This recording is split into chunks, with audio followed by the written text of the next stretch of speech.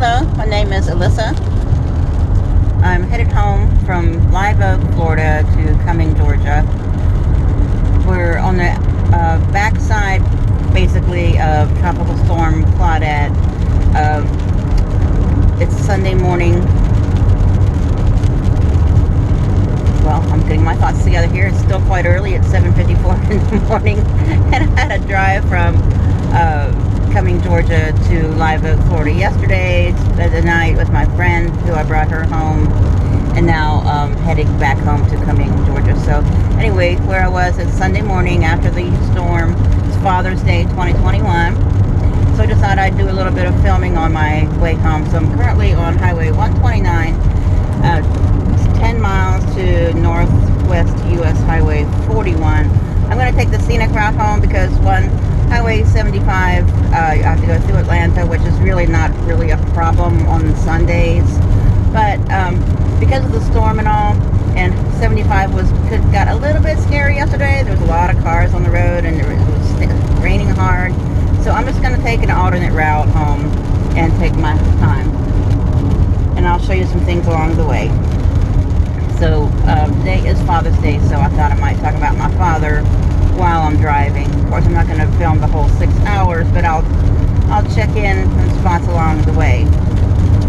But I just wanted to point out one thing here. It looks like I'm coming up on this Swanee music camp here in Live Oak, Florida. It seems like it's pretty interesting. I'm not sure what it's called here. But anyway, it's a country music camp.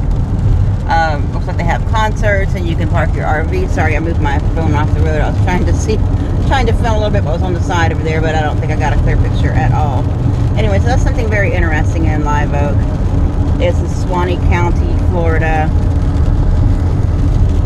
So I was going to talk a little bit about my father, whose name is Donald Woodrow Corey. He was born in Broad Top City, Pennsylvania, and on May 5th, 1926, here I am going into Hamilton County and crossing over the Swanee River. But my father was born in 1926. He died in 1997 in Georgetown, Florida, where our family moved to in 1973 when I was 10 years old.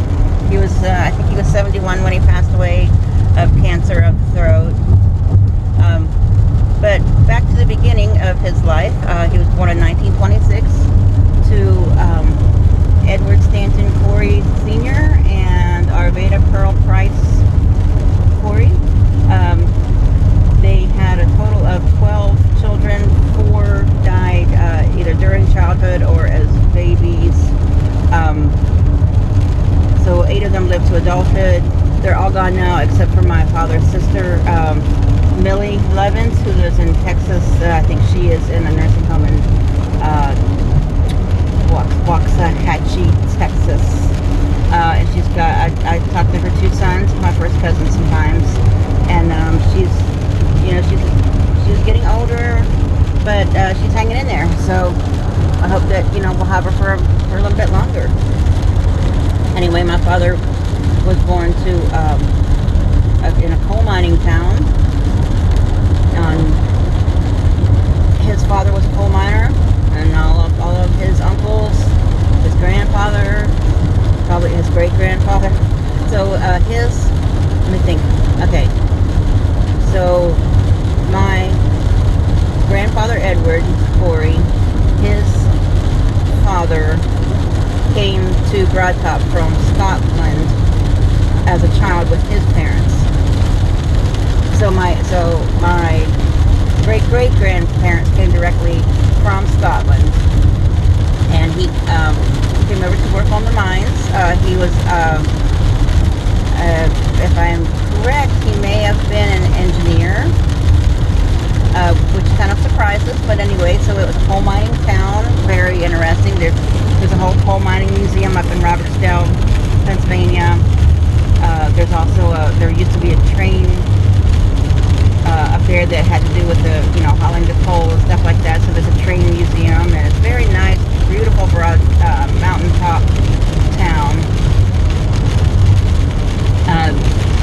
So my father tried coal mining when he was, old enough to work. Didn't like it, so he went on to Pittsburgh to stay with some of his cousins, and he ended up going into the Navy. served during World War II as a fighting Seabee. He told me that he also was a swimming instructor. He told me about being in Okinawa, and then when he got out of the Navy, he was back around Chambersburg, Pennsylvania, in Franklin County, where I was born. I was born in Waynesboro, Pennsylvania, but my mother was from Chambersburg, from a beautiful little village called Edenville. But I think at the time, her parents actually lived in Chambersburg when she was a child, and they moved out to Edenville. And so my mother was at a movie theater, and my father saw her, and so he walked up to her, and he thought she was somebody else. Well, that was the story anyway. He said he just liked her and made an excuse to meet her. So they met that day, and they went on, you know, I don't know how much longer, maybe a year later, got married and raised 6 children.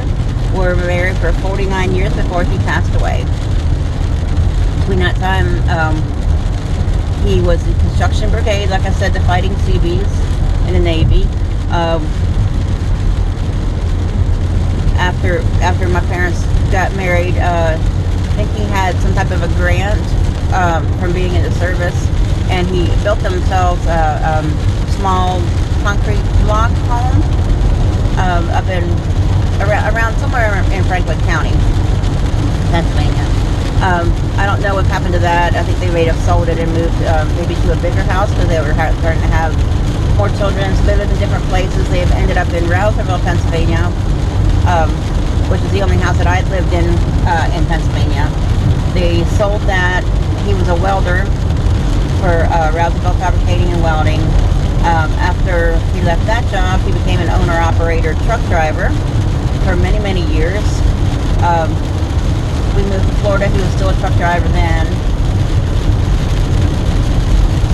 Then when he retired from truck driving, we lived in Georgetown, Florida, along the St. Johns River, and his son-in-law and another man, my sister's ex-husband and his aunt's husband worked on the tugboats that would haul the oil from Jacksonville to Sanford, to the power plant. And so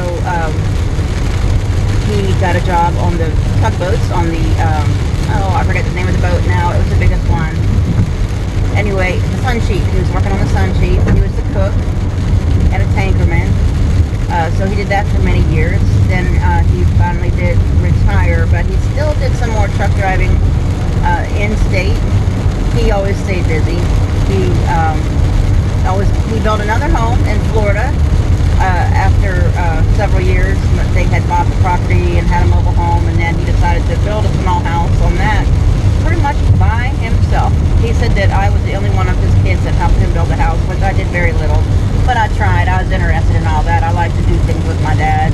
My dad also always taught me, you know, how to maintain my car, check the oil and all that stuff. And I still do to this day. I still check all my fluids, and check the tires, and check the tire pressure. So, you know, he was hands-on dad. He spent time with all of his kids. Of course, you know, no family's perfect. We had our ups and downs, but I'd say he was probably, you know, the best father I could have ever hoped for. He loved us all. He had 6 children. We're all still alive to this day. Thank the Lord. So I just wanted to give a tribute to my father. He was a hard-working man. He worked so hard, you know, whether if he was working at a job, when he was home, when he retired. My mother was worked in a nursing home as a CNA, 3 to 11, and he would cook, he would clean the house, he would do laundry, wash dishes. I mean, he just never stopped. He just was a hard-working man. He had a good work ethic, and I'm really proud to have had him as my father. So happy Father's Day, Daddy. Okay, I'm going to turn this off. I'll turn it back on when I get onto US Highway 41.